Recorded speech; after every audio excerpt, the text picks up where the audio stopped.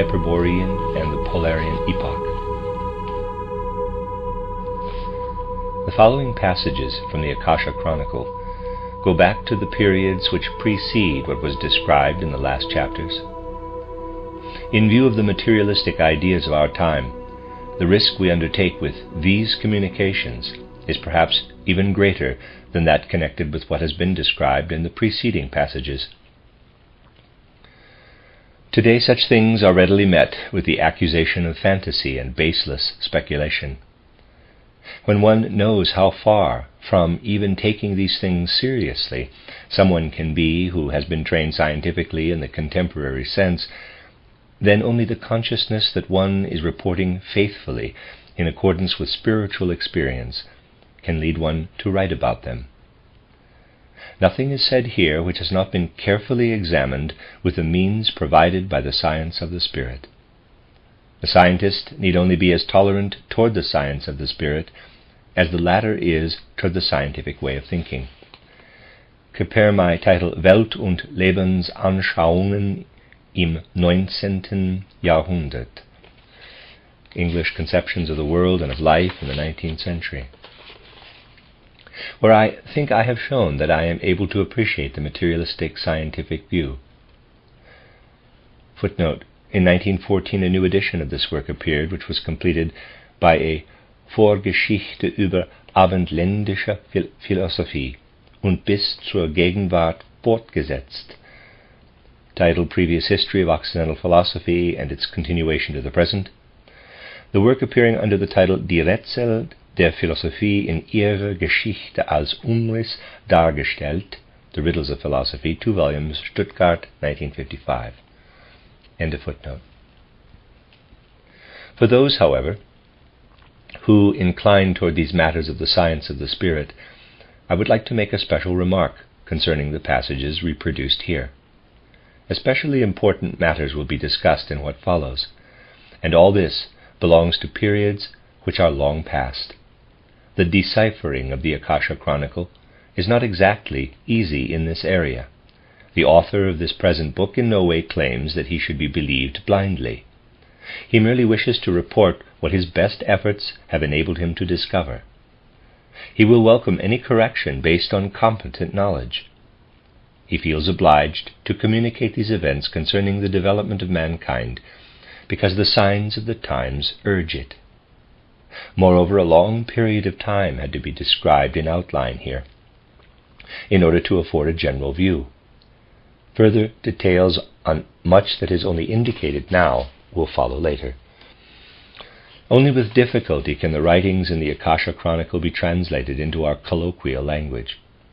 They are more easily communicated in the symbolical sign language used in the mystery schools, but as yet the communication of this language is not permitted.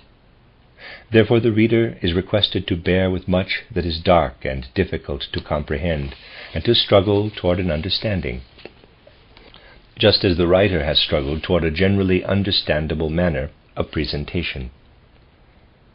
Many a difficulty in reading will be rewarded when one looks upon the deep mysteries, the important human enigmas which are indicated.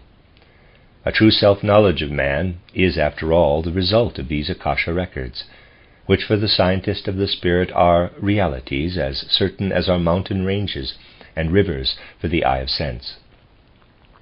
An error of perception is of course possible here and there. It should be noted that in the present section only the development of man is discussed. Parallel to it, of course, runs that of the other natural realms, of the mineral, the botanical, the animal. The next sections will deal with these. Then much will be spoken of, which will make the discussion concerning man appear in a clearer light. On the other hand, one cannot speak of the development of the other terrestrial realms in the sense of the science of the Spirit until the gradual progress of man has been described. If one traces the development of the earth even further back than was done in the preceding essays, one comes upon increasingly refined material conditions of our planet. The substances which later become solid were previously in a fluid, still earlier in a vaporous and steam-like, and, in an even more remote past, in the most refined etheric condition. The decreasing temperature caused the hardening of substances. Here we shall go back to the most refined etheric condition of the substances of our earthly dwelling place. Man first entered upon the earth in this epoch of its development. Before that he belonged to other worlds, which will be discussed later. Only the one immediately preceding will be indicated here. This was a so-called astral or soul world. The beings of this world did not lead an external, that is, physical, bodily existence. Neither did man. He had already developed the image consciousness mentioned in the previous essay. He had feelings and desires. But all this was enclosed in a soul body. Only to the clairvoyant eye would such a man have been perceptible. As a matter of fact, all the more highly developed human beings of that time possessed clairvoyance, although it was quite dull and dreamlike. It was not a self-conscious clairvoyance. These astral beings are, in a certain sense, the ancestors of man.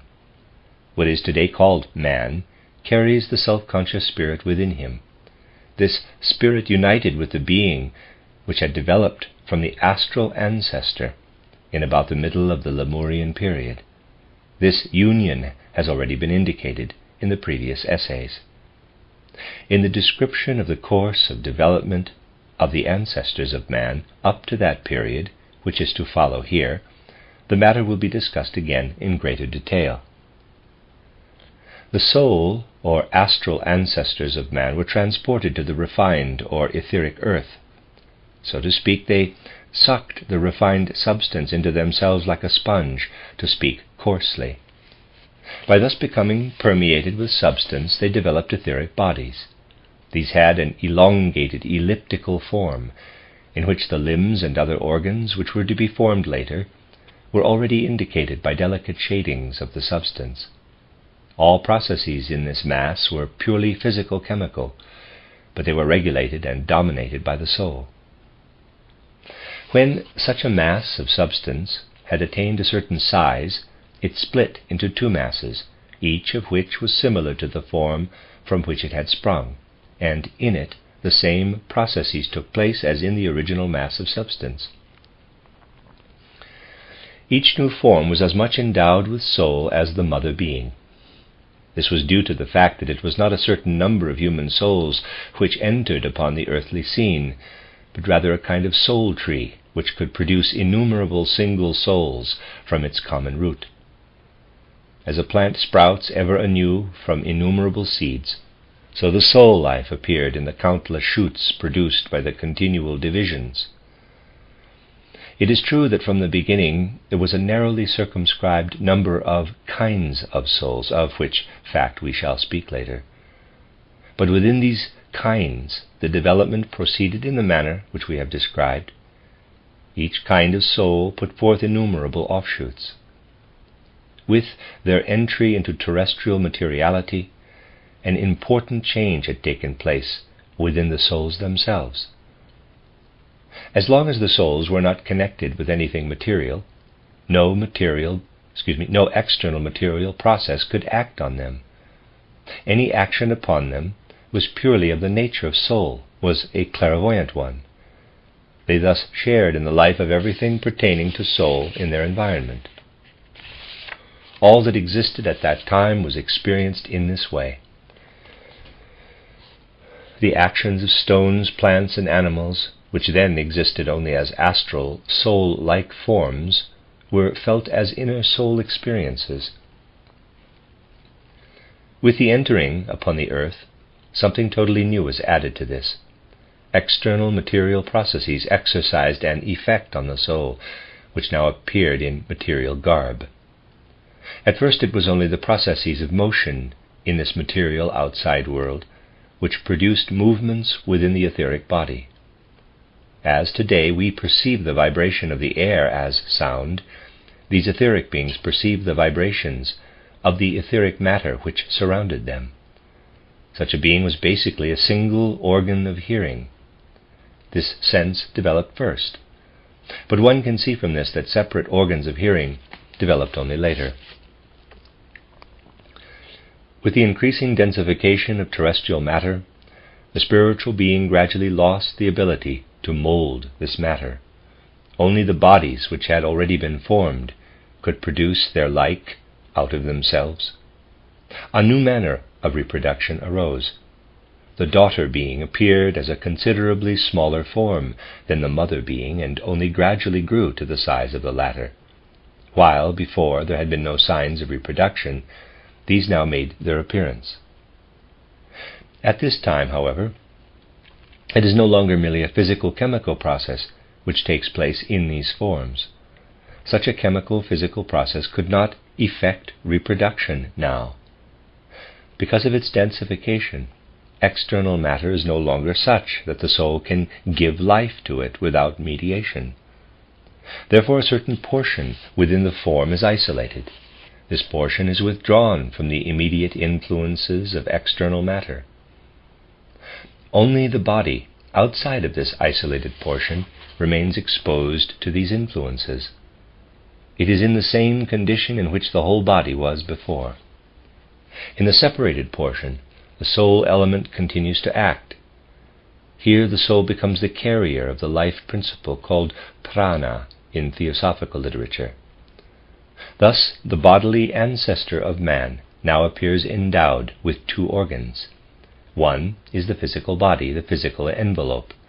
It is subject to the chemical and physical laws of the surrounding world. The other is the sum of the organs which are subject to the special life principle. A portion of soul activity is freed in this manner. This activity no longer has any power over the physical part of the body. This part of the soul activity now turns inward and forms a portion of the body into special organs. With this, an inner life of the body begins. The body no longer merely participates in the vibrations of the outside world, but begins to perceive them within itself as special experiences. Here is the starting point of perception. This perception at first appears as a kind of sense of touch. The organism feels the movements of the outside world, the pressure which substances exercise, and so forth. The beginnings of a perception of heat and cold also appear. With this, an important stage in the development of mankind is reached. The immediate influence of the soul has been withdrawn from the physical body. The latter is totally given over to the physical and chemical world of matter. It disintegrates at the moment the soul can no longer dominate it with its activity. Thereupon occurs that which one calls death. In connection with the preceding conditions, there could be no question of death. When a division took place, the mother form survived wholly in the daughter forms, for in these the entire transformed soul energy acted as it did before in the mother form. In the division, there was nothing left which did not contain soul. Now this becomes different. As soon as the soul no longer has any power over the physical body, the latter becomes subject to the chemical and physical laws of the outside world, that is, it dies away. As activity of the soul, there remains only that which acts in reproduction and in the developed inner life. This means that descendants are produced by the force of reproduction, and at the same time these descendants are endowed with a surplus of organ-forming energy. In this surplus, the soul being is constantly reviving. As previously, at the time of division, the whole body was filled with soul activity, so the organs of reproduction and perception are now filled with it. We are thus dealing with a reincarnation of the soul life in the newly developing daughter organism. In theosophical literature, these two stages of the development of man are described as the first two root races of our earth. The first is called the Polarean, the second the Hyperborean race. One must imagine the perceptual world of these ancestors of man to have been a quite general and indefinite one. Only two of the types of perception of today had already become separated, the sense of hearing and the sense of touch. Because of the changes that had taken place in the body as well as in the physical environment, the entire human form was no longer capable of being, in a manner of speaking, an ear. A special part of the body remained capable of reverberating to delicate vibrations. It furnished the material from which our organ of hearing gradually developed. However, approximately the whole remainder of the body continued to be the organ of touch. It can be seen that up to this point, the entire process of the development of man is connected with a change in the temperature conditions of Earth.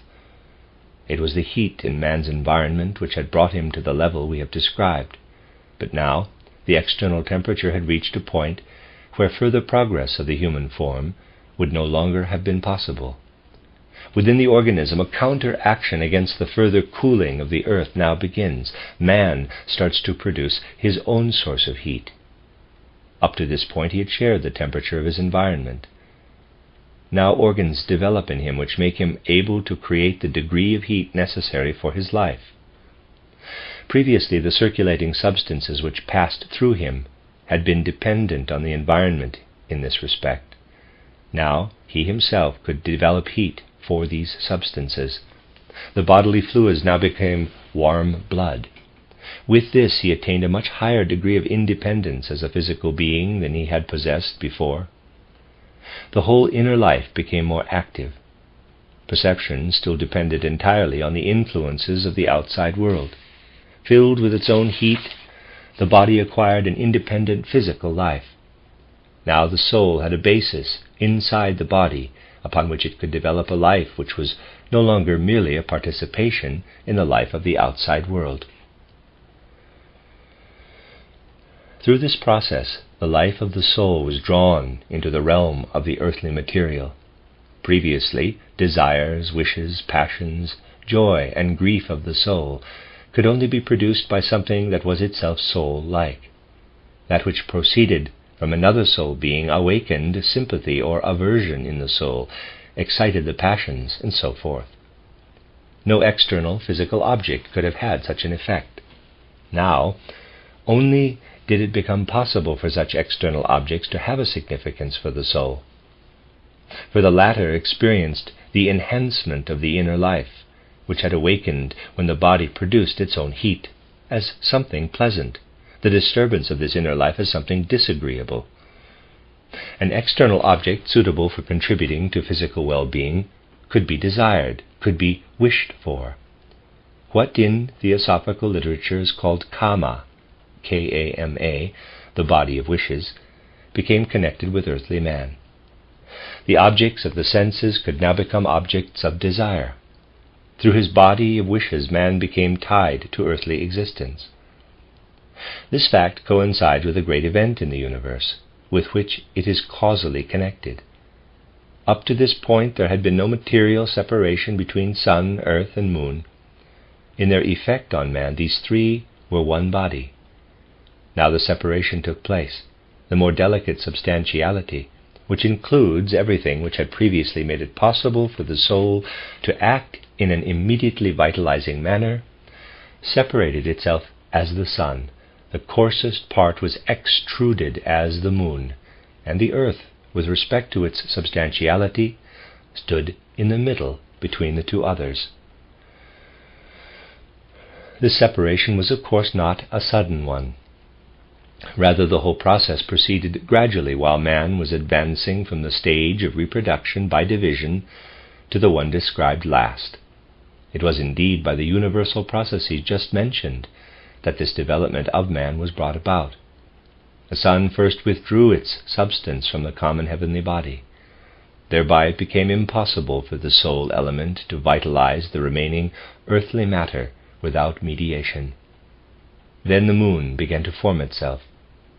Thus the earth entered the condition which made possible the capacity for perception characterized above. In association with this process, a new sense developed. The temperature conditions of earth became such that bodies gradually took on the fixed limits which separated the transparent from the opaque. The sun, which had been extruded from the terrestrial mass, received its task as light giver. In the human body, the sense of seeing developed. At first this seeing was not as we know it today, light and darkness acted upon man as vague sensations.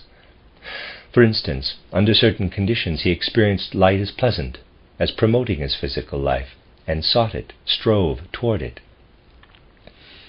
At the same time, his soul life proper still continued in dreamlike pictures. In this life, colored images, which had no immediate relation to external objects, arose and vanished.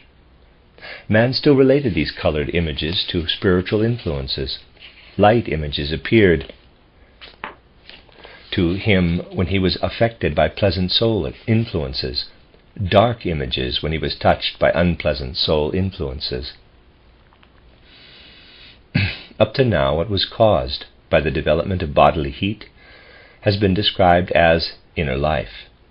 But it can be seen that it was not an inner life in the sense of the later development of mankind.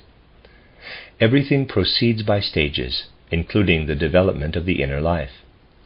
As it was meant in the preceding essay, this true inner life begins only with the fertilization of the spirit, when man begins to think about that which acts upon him from the outside. Everything which has been described here shows how man grew into the condition pictured in the preceding chapter. Essentially, one is already moving in the period which was characterized there when one describes the following. The soul learns more and more to apply to external bodily existence that which it had previously experienced within itself, and related only to the soul-like. This now happens with the colored images. As before, a pleasing impression of something soul-like had been connected with a luminous image in the soul. Now a bright impression of light from the outside became connected with such an image. The soul began to see the objects around it in colors. This was connected with the development of new instruments of sight. At previous stages, for the perception of light and darkness, the body had had an eye, EYE, which no longer exists today. The legend of the Cyclops with one eye is a recollection of these conditions. The two eyes developed when the soul began to connect the light impressions from the outside more intimately with its own life. With this, the capacity for the perception of the soul-like in the environment disappeared. More and more the soul became the mirror of the external world. The outside world is repeated within the soul as image. Hand in hand with this went the division into sexes. On one side, the human body became receptive only to fertilization by another human being. On the other side, there developed the physical soul organs, the nervous system, through which the sense impressions of the outside world were mirrored in the soul. With this, the entry of the thinking spirit into the human body had been prepared.